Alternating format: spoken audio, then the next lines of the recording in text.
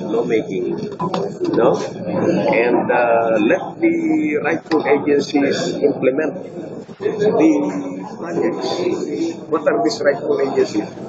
Local government unit, provincial government, municipal government, barangay officials, and the line government agencies like DPWH, DSWD, DOH, DOLE, PESTA,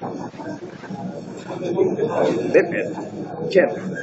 These are the line agencies. Department of Energy, Department of Trade and Industry, Department of and the other cabinet departments. Bakit po kayo doon sa sinasabi ng mga ilang mayors natin, direct na sa kanila? Direct na sa kanila.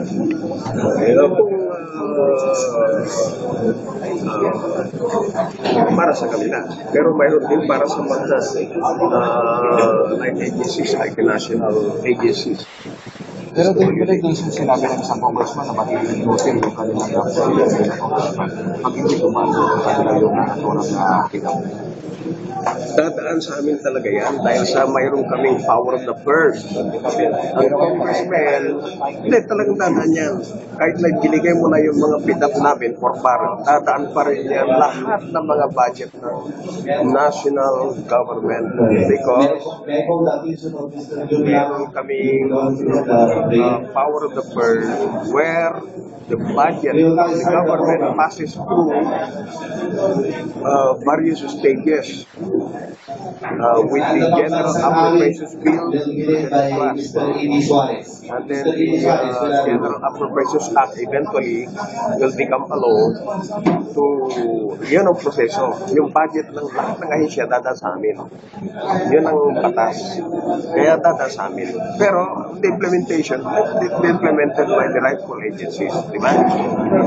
So, natatanong na rin ng ating mga kababayan, bakit ito lang nasa focus hindi lang, pati yung kay Presidente. yung bakit hindi yata na parang hindi lang yun, lahat. Hindi lang yung pidap ng congressmen, senators, including the presidential including yung mga yun, yung excise taxes, sabi mo, Malampaya funds, all, PCSO funds, many things. Ay, tinitingnan yung SSS. Dahil sa inyo, talagang na-bring up ang mga, in closing, kasi mag-start na in fairness to the organization. I'd like to relay my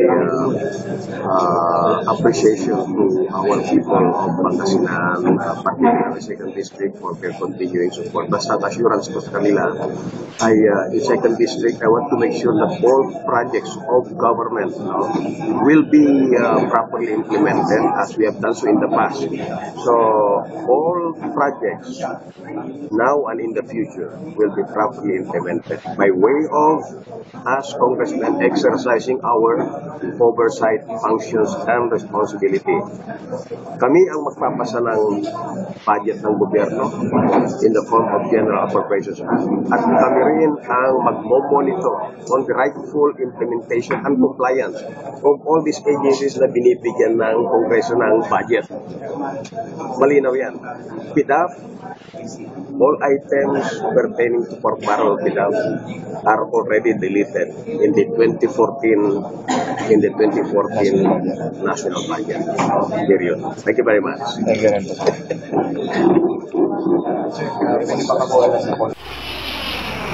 you.